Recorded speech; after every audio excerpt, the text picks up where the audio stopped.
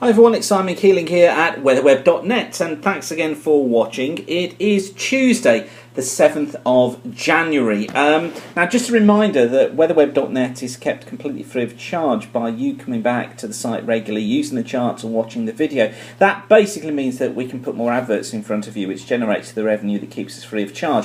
Weatherweb.net is unashamedly a commercial operation. It's not a hobby site, it's not an enthusiast site, it exists as a professional operation, and by you coming back and using the site means that we can keep it all free of charge, and we're all happy. So thanks for doing that. Now, I guess you won't be surprised to know that my blood's been boiling a little bit over the last 24-48 hours or so. It seems that we can no longer have winter anymore.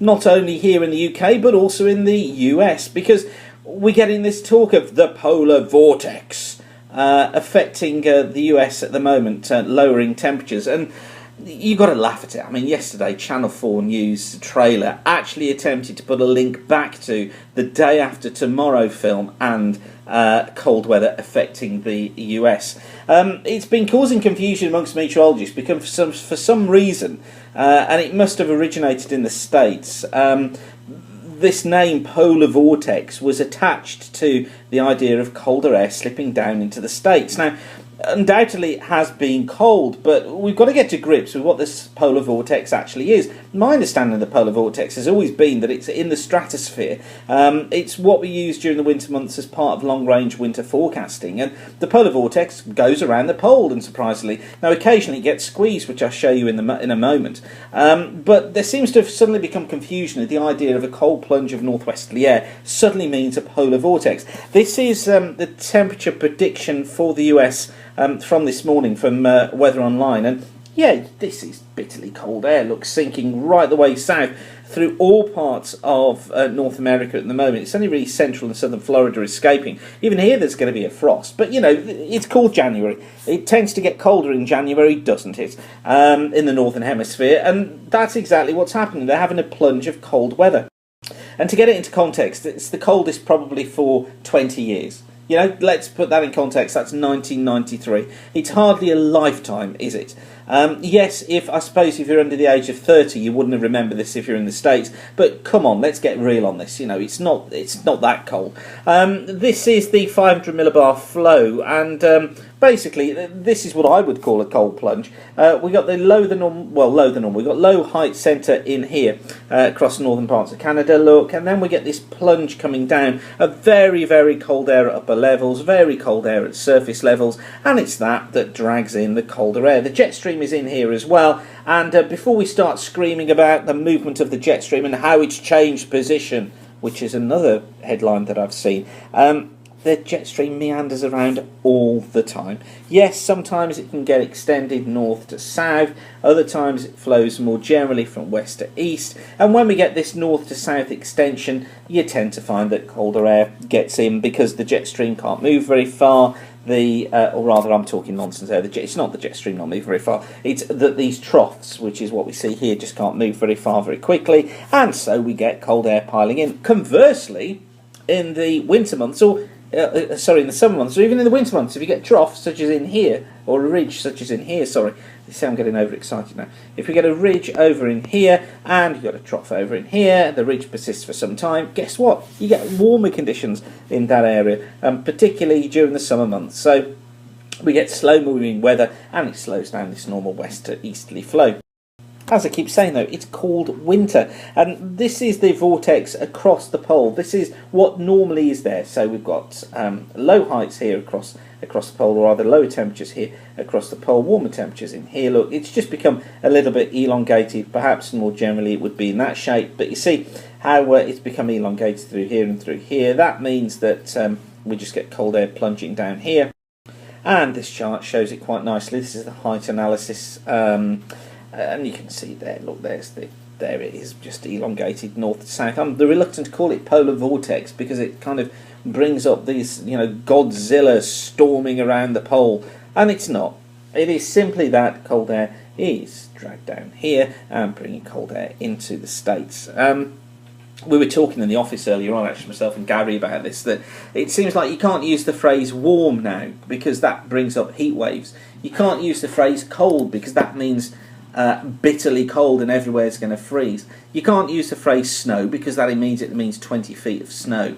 And you can't use the phrase gales because that immediately is going to blow everything to smithereens. So, you know, we're finding it very difficult now to choose a language to use and to put out a weather forecast without having to caveat it with things like, oh, but this isn't the depths of winter, or this isn't a heat wave, or this isn't going to cause damage. All we want to do is to put forecasts out there in a normal way, using normal language without people getting overexcited. But as I've done before, I do blame media. I know lots of people do for everything else, but you know, I think the journos in media, especially if they're putting themselves forward as science journos, really need to get a grip of themselves and decide what they're reporting and what information they're putting out there. Just out of interest, this is the 30 millibar temperature across the pole. We've got the mean down here, this grey line here. Yes, it really does fall that low at minus 75 as an average temperature at this time of year. I know there are several journalists and science correspondents who watch this and they'll be jumping over that, saying minus 75 at the North Pole. This is high in the atmosphere, okay? That's exactly what temperatures do at this time of year, high in the atmosphere. So please don't put out any stories about how cold the pole is. And this is where we are at the moment. Look, we're way down beyond that. We're actually, should I whisper this in case the science correspondents and journalists do pick up on it, we're actually at minus 90, okay? But don't tell them that because that'll be in the papers next. But we've actually seen a bit of an upturn. So there is a hint of some slight warming taking place here, but that's really got some distance to go. If you saw the musing I put out, was it last week or the week before, talking about this idea that stratospheric warming was getting people very excited about the idea of cold, because when we get warming in the stratosphere it can predict cold weather ahead or foretell cold weather ahead. But I did say this was really going to have to recover big time in order to make it into a stratospheric warming event and bring cooler weather.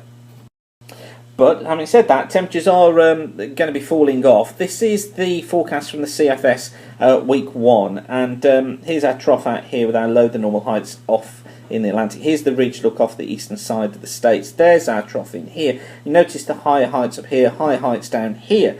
Now, watch what happens as we get into week 2. This is the week 2 scenario.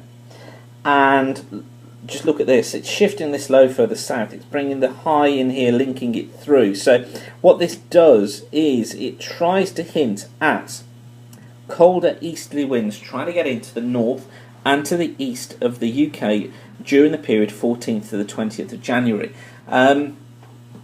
No other models really going for this so strongly, but interestingly that all models hinting at cooler conditions. Actually, I say no models. The GEM, the Canadian, probably is closer to this than anybody, hinting at cooler weather coming in. So we're still going for this idea of this last third of January starting to go colder. This would bring us the risk of some snow through Ireland, through Wales, through northern England, perhaps into southern England as well. Certainly a look of winter about this one. And into week 3 on the CFS, you see the battle takes place. Higher than normal heights to the north. We've got this trough out towards the east here, and we've got a trough here in the Atlantic. So the flow would tend to do something like so. It would still bring us east to southeasterlies. It may be that that cold air just doesn't hold on for too long, particularly across Ireland and southwest England, but it could be that Scotland and eastern areas do tend to stay in these colder conditions through this week 3 period. And then into week 4, we get the higher than normal heights to the south and to the northeast. This is the Scandi high built in here, low pressure out here, look, and rotation around that low like so. Now, that's not a particularly cold scenario, but it is chillier than what we've had so far, and certainly it's quite an unsettled scenario as well. And you couldn't rule out the risk of snow through Scotland, perhaps northeast England on that one at times. Generally, it would be probably rain and sleet for most of us, and certainly cooler, and temperatures sort of 5 degrees in the south, probably nearer 2s in the north. Again, it's not the depths of winter, but it would certainly have the potential to be cooler than it is now. And here's how the CFS sees it. You get this from the weather website. Just go onto charts and then click on CFS. And this is Birmingham, but it's maximum temperatures in red here. And I just want to show you there, look, that line running through there. You notice apart from a couple of peaks that are in there, it's bringing temperatures down, look. So from our current peaks of sort of 10s across the south, it's taking us into 5s and 6s. And it keeps us cooler right through through, and I think that's probably where we're headed for. And notice here, look at the particularly in here at the beginning part of February, how it makes things frostier. Those blue colours there are minimum temperatures. Notice how it dips us into negative temperatures for quite some time. So certainly there's this lean towards cooler conditions. Yeah, we may get a hit of cold weather, particularly in the north, but certainly cooler, more wintry type conditions look to be on the way. So I think certainly one to be starting to prepare for. But as I said before, this isn't the depths of winter. Why do I feel I have to say that all the time, and put caveats on it? Let's just forget the idea that snow is kind of blizzards and cold is -40. Let's just think, normal winter weather. Anyway, right, I'm going back to my rant again, aren't I? Let's just run through the next couple of days. This is today, Tuesday. Trough off in the southeast, quite a trough actually there that went through. Some pretty heavy showers going eastwards, still quite breezy, but the showers fading away through the afternoon. For Wednesday, low pressure coming up, tracking up from the southwest. Some pretty hefty bursts of rain coming across Wales, the southwest and northern England during the course of Wednesday afternoon. Heavy showers for the north and the west of Scotland, but drier towards the east. And just to show you that rain tracking northeast through the course of tomorrow morning and into tomorrow afternoon. There it is, you can see it moving through Wales and the southwest. Some fairly hefty bursts of rain as well, making it through Wales and into northern England. And then by late afternoon and evening, it's kind of eastern Scotland across Wales and northern England that sees most of the rain. Could be totals perhaps of 20 to 30 millimetres over hills in northern England and parts of Wales. So that leads to a risk of local flooding again. Thursday looks to be a brighter day, the rain having cleared off towards the east. I think sunshine and showers for most of the showers out towards the west, drier in the east. Friday looks a better day, ridge of high pressure building in at first, some sunny spells, maybe an early frost, but then cloud and rain spreading in from the west. And for Saturday, ridge of high pressure is in, but fronts lingering across the southeast, still bringing outbreaks of rain here. For most, though, drier. I think quite a frosty start to the day. Could be a fair amount of cloud around the west, but and then 1 or 2 spots of drizzle affecting western coast. For many, though, it's dry. And then on Sunday, some more heavy rain moving into western areas, potentially on Sunday afternoon. That could bring a risk of some flooding in these areas, just because the water table now is so high. Eastern parts probably staying dry with some sunny spells, although cloud decreasing as the front moves east. And just finally, leave you with a reminder of those falling temperatures, that from the GFS ensemble, and you can see that downward trended temperatures over the next 15 days. Phew, that was a biggie. Right, I need a glass of water now. Thanks again for watching weatherweb.net. Whatever you're doing, have a great day and keep the sun shining. Bye for now.